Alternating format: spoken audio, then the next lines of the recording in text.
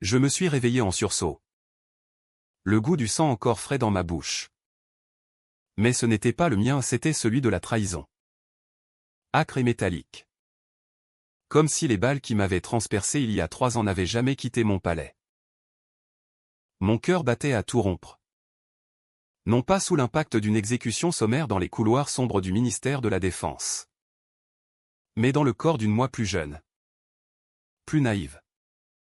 Celle qui, à 32 ans, signait encore des rapports avec l'innocence d'une soldate loyale. Et là, dans le silence oppressant de mon appartement parisien, face au miroir craquelé de la salle de bain, j'ai vu mon reflet, pas la générale déchue, couverte de cicatrices invisibles, mais la capitaine Émilie Laurent. Celle qui allait être brisée par sa propre famille et qui, cette fois, les briserait en retour. Paris. Cette ville des lumières éternelles m'avait toujours paru comme un cocon impitoyable. Un labyrinthe de pierres où les ambitions se tissaient dans l'ombre des boulevards haussmanniens. Mais en cet instant, alors que le soleil de l'aube filtrait à travers les voilages jaunis de ma chambre à Montmartre, je compris que le destin m'offrait une seconde chance ou une malédiction, selon l'angle sous lequel on le voyait. J'avais été assassiné. Pas par un ennemi de la nation, mais par les miens, ma famille. Les Laurent. Ces piliers de l'armée française. Gardiens secrets de scandales enfouis sous des médailles rutilantes. Mon père. Le général retraité Henri Laurent. Mon frère aîné. Le colonel Victor. Et ma sœur cadette. La manipulatrice Isabelle. Avocate au barreau de Paris, ils m'avaient sacrifié pour protéger leur empire de corruption. Un réseau de pots de vin avec des fournisseurs d'armes véreux qui finançaient leurs villas en Provence et leurs chasses à courre dans le Loiret. J'avais découvert le pot aux roses lors d'une mission en Afrique de l'Ouest. Un convoi d'armes détourné vers des milices rebelles. Et au lieu de me féliciter pour mon zèle, il m'avait fait taire. Une balle dans la tempe. Déguisé en suicide. Et adieu la brebis galeuse. Pourtant, ici, en 2022, 3 ans avant ma mort, tout recommençait. Mes mains tremblaient en tenant la tasse de café fumant, un café trop fort. Comme celui que je buvais avant chaque briefing au QG de l'armée à Ballard. Les souvenirs affluaient comme une marée noire, les réunions familiales où j'étais exclu depuis 20 ans de loyaux services. Relégué au rôle de la fille ingrate qui refusait de fermer les yeux sur les magouilles. 20 ans. J'avais gravi les échelons à la sueur de mon front. De mission en Centrafrique aux opérations antiterroristes au Sahel. Pendant qu'il festoyait dans les salons feutrés du ministère. Et maintenant? Une rage froide. Calculée. S'insinuait en moi. Cette fois, je ne serai pas la victime. Je serai le bourreau. Mais la revanche, en France, n'est pas un sprint, c'est une valse macabre, où chaque pas doit être mesuré, élégant et mortel. Je sortis dans la rue. L'air automnal de Paris me fouettant le visage comme une gifle bienvenue. Les feuilles mortes tourbillonnaient autour des fontaines de la place du Tertre. Et les touristes, ignorants, photographiaient les artistes de rue. Moi, je marchais d'un pas déterminé vers le métro, mon uniforme de capitaine impeccablement repassé sous mon manteau civil. Le plan se dessinait déjà dans mon esprit, forgé dans les flammes de ma mort passée. D'abord, consolider ma position, une promotion rapide. En sabotant subtilement les carrières de mes rivaux internes. Ensuite, infiltrer le réseau familial au ces dîners obligés où l'on tolérait ma présence comme une tache sur un tableau de maître. Mon père, avec son cigare éternel et ses anecdotes de la guerre froide, ne se doutait de rien. Victor, ambitieux et brutal, voyait en moi une menace latente. Mais pas encore un poignard. Isabelle? La plus vicieuse. Tissait déjà ses toiles légales pour couvrir leurs traces. Ils pensaient m'avoir dompté, ils ignoraient que j'étais revenu des enfers. Arrivé au QG.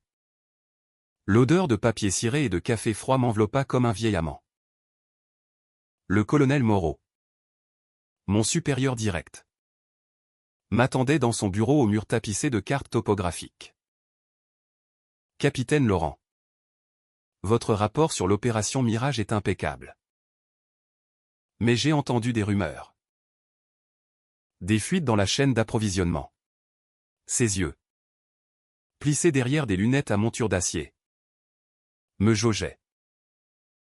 Dans ma vie précédente, j'avais ignoré ces murmures. Par loyauté familiale. Cette fois, je souris à un sourire de louve. Colonel, permettez-moi d'enquêter discrètement. Je sais où creuser. Il hocha la tête, impressionné par ma proactivité. C'était le premier fil que je tirais, un audit interne qui pointerait vers un sous-traitant lié à Victor. Pas assez pour le couler, mais suffisant pour le faire transpirer. Les jours suivants se muèrent en un balai d'intrigues. Par les après-midi, je décortiquais des dossiers classifiés dans la bibliothèque du QG. Mes doigts noircis d'encre sur des photocopies de contrats douteux. Victor, ce serpent en uniforme, avait siphonné des fonds pour un lot d'hélicoptères défectueux, revendus à prix d'or à des intermédiaires libyens. J'avais les preuves. Enfouies dans un coffre-fort virtuel que j'accédais via un vieux mot de passe, le même qu'il utilisait pour ses emails personnels. Un détail que ma mémoire ressuscitée avait gravé au fer rouge. Le soir, je rentrais chez moi. Dans cet appartement exigu surplombant la Seine. Et je notais tout, les alliances à forger. Les faiblesses à exploiter. Une bouteille de Bordeaux m'accompagnait. Rouge comme le sang que je verserais bientôt. Mais la solitude pesait, dans ma vie antérieure.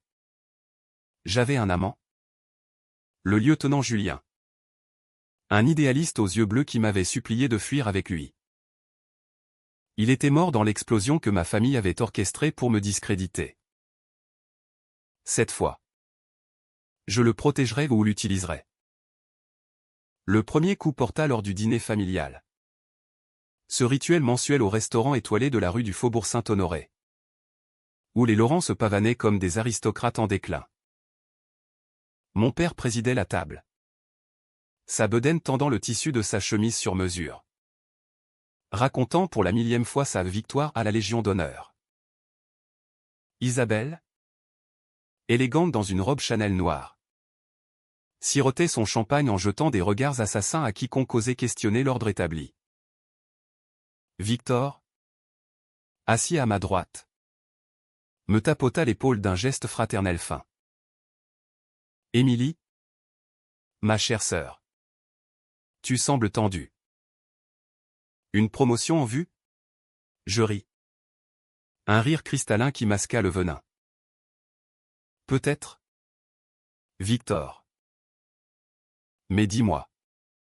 Comment se portent tes fournisseurs en hélicoptère? J'ai vu des rapports. Intrigant. Le silence tomba comme une guillotine. Mon père toussa. Isabelle blêmit. Et Victor serra les dents. Des ragots de bureau. Rien de plus. Mais je voyais la sueur perler sur son front. La graine était plantée. De retour chez moi. L'adrénaline coulait dans mes veines comme un opium. Je composais le numéro de Julien, prétextant une urgence professionnelle. Sa voix, chaude et rassurante, me traversa comme un baume. Émilie? Tout va bien? Nous nous vîmes le lendemain. Dans un café discret du Marais. Entouré de livres anciens et d'odeurs de pâtisserie. Il était toujours ce bel officier. Cheveux châtains en bataille. Avec ce tatouage discret d'un coq gaulois sur l'avant-bras, symbole de notre fierté nationale. Dans ma vie passée, je l'avais aimé en secret, craignant les ragots. Cette fois, je le pris par la main. Julien, j'ai besoin de toi. Pas comme avant. Comme un allié. Ses yeux s'écarquillèrent. Mais il acquiesça. Ensemble, nous tracerions la carte de la vengeance, des informateurs dans l'intelligence. Des fuites anonymes à la presse. Le Figaro. Le Monde, ces gardiens de la vérité française. Je les armerai de mes munitions. Mais la revanche n'est pas sans prix. Les nuits étaient hantées par des flashs de ma mort, le canon froid contre ma tempe. Le ricanement d'Isabelle dans l'ombre. Le désolé. Petite sœur de Victor avant le coup de feu. Je me réveillais en sueur. Le revolver de service à portée de main. Était-ce vraiment une renaissance? Ou une boucle infernale? Paris. Avec ses lumières miroitantes sur la Seine. Semblait me narguer, la tour Eiffel. Phallique et arrogante. Rappelait les tours de passe-passe de ma famille. Je décidai d'accélérer, une dénonciation anonyme au procureur militaire. Pointant les irrégularités de Victor. Le lendemain, son bureau fut perquisitionné. Il m'appela. Furieux, c'est toi. N'est-ce pas? Espèce de traîtresse. Je répondis d'une voix suave, frère. La loyauté va dans les deux sens. Tu devrais le savoir. Les semaines s'écoulèrent en un tourbillon de scandales étouffés. Mon père, sentant le vent tourner, tenta de me raisonner lors d'une réconciliation forcée à la maison de famille en Normandie. Cette bâtisse normande aux murs couverts de portraits jaunis de généraux Laurent. Émilie, tu es une Laurent. Nous protégeons les nôtres. Je le fixai. Mes yeux vers l'héritage de mère brillant d'une lueur qu'il ne reconnut pas. Père, vous m'avez banni des réunions après 20 ans. 20 ans de sang versé pour la France. Pendant que vous voliez ces coffres. Il pâlit. Et pour la première fois, je vis la peur dans ses yeux chassieux. Isabelle? En retrait. Composait déjà un numéro son contact au parquet. Sans doute. Mais j'étais prête, Julien avait intercepté l'appel. Et une équipe d'agents secrets attendait dehors. C'est alors que le premier vrai sacrifice survint. Pour couvrir mes traces, je dus trahir un allié mineur, le major Leclerc. Un bureaucrate honnête qui avait flairé l'odeur de pourriture. Dans ma vie passée, il m'avait aidé, cette fois. Je le jetai au loup. Fabriquant des preuves de sa complicité. Une décision controversée. Murmurait ma conscience. Mais nécessaire.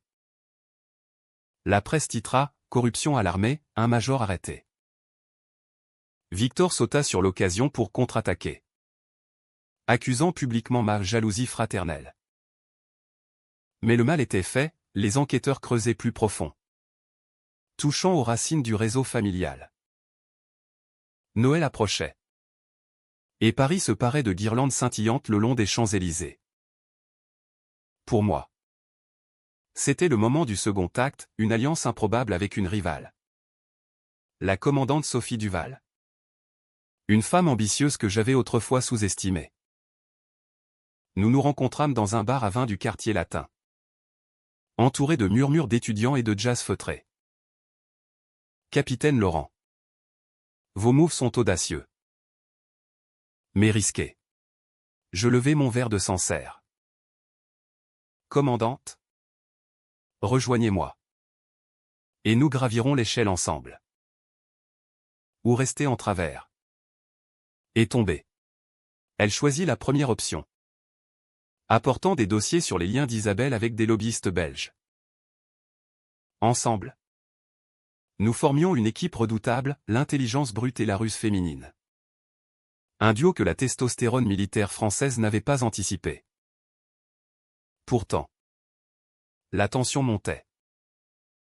Victor, acculé, tenta un coup bas, une rumeur de liaison avec Julien, visant à me discréditer comme instable émotionnellement.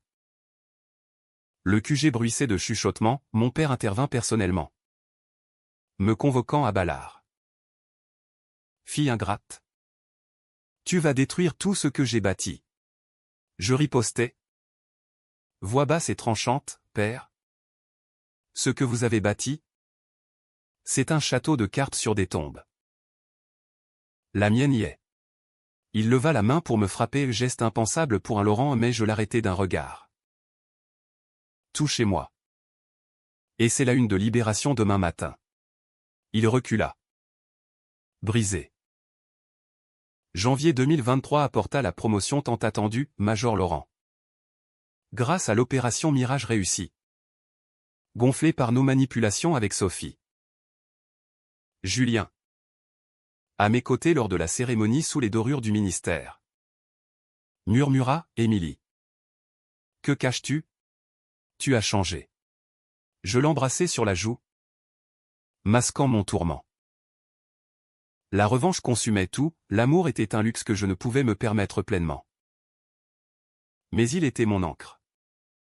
Le seul vestige d'humanité dans cette danse macabre. Le printemps fleurit. Et avec lui, le chaos. Isabelle fut interrogée par la police financière, ses mensonges s'effilochaient comme un vieux tricot. Elle m'appela. Voix chevrotante, Émilie. Aide-moi. Pour la famille. Je ris. Un rire froid comme la pluie normande. La famille? Celle qui m'a exécuté dans un parking souterrain? Non. Isabelle. Va pourrir en tôle. Victor? Lui? Contre-attaqua violemment, une tentative d'intimidation physique contre Julien. Qui échoua grâce à nos gardes du corps improvisés. La presse s'empara du scandale, dynastie militaire française au bord du gouffre, trahison interne. C'est lors d'une nuit orageuse. Alors que la foudre zébrait le ciel au-dessus de la Bastille. Que le plan culmina. J'avais orchestré une réunion secrète au cœur du 5e arrondissement. Dans une salle voûtée d'un ancien couvent reconverti en salle de conférence. Mon père. Victor et Isabelle y vinrent. Escortés par des hommes de main ou des mercenaires payés par leurs fonds illicites. Moi. Flanqué de Sophie. Julien et une escouade d'agents loyaux. Je les attendais. Dossier en main. Bienvenue à la réunion des Laurent. Version finale. Les preuves défilèrent, transfert bancaire. Enregistrements audio de pot de vin. Même une vidéo granuleuse de mon suicide récupérée d'un cloud effacé par Meac post-mortem. Mon père s'effondra. Pleurant comme un enfant. Pourquoi? Émilie? Nous t'aimions. Amour? Je hurlai. La voix brisée par 3 ans de rage. Vous m'avez tué pour un chèque. Pour vos égos. 20 ans de service. Et je n'étais qu'un pion. Victor bondit. Couteau en main, un geste désespéré. Julien le plaqua au sol, la bagarre éclata. Chaise renversée. Sang sur les pavés anciens. Isabelle hurla. Suppliant. Dans la mêlée. Une décision controversée, je laissai Sophie abattre un mercenaire qui visait Julien. Un meurtre de sang-froid. Justifié par la légitime défense. Mais qui me entrait. C'est fini, déclarai-je. Alors que les menottes claquaient. Mais le twist vint comme un coup de poignard inattendu. Alors que les sirènes hurlaient dans la nuit parisienne. Mon père. À genoux. Murmura, tu n'es pas notre fille. Émilie. Ta mère. Elle t'a conçu avec un amant. Un officier syrien. Nous t'avons élevé. Mais tu n'étais pas des nôtres. Le monde vacilla. Tous ces années. La haine. La loyauté forcée au pour rien? Étais-je revenu pour venger un mensonge? Non. Cette révélation libéra quelque chose en moi, je n'étais pas une Laurent. J'étais libre. Merci. Père. Pour le dernier cadeau. L'aube se leva sur une France en ébullition. Les Laurent furent arrêtés. Leur empire démantelé par une commission d'enquête parlementaire. Moi. Promu lieutenant-colonel sur les cendres du scandale. Je devins le symbole de la réforme militaire, la générale en devenir que les médias acclamaient. Julien et moi. Nous mariâmes discrètement à la mairie du 7e. Sous les yeux indifférents de la tour Eiffel. Mais la victoire était amère, les fantômes persistaient. Et dans mes rêves. Je revivais non plus ma mort. Mais cette naissance volée.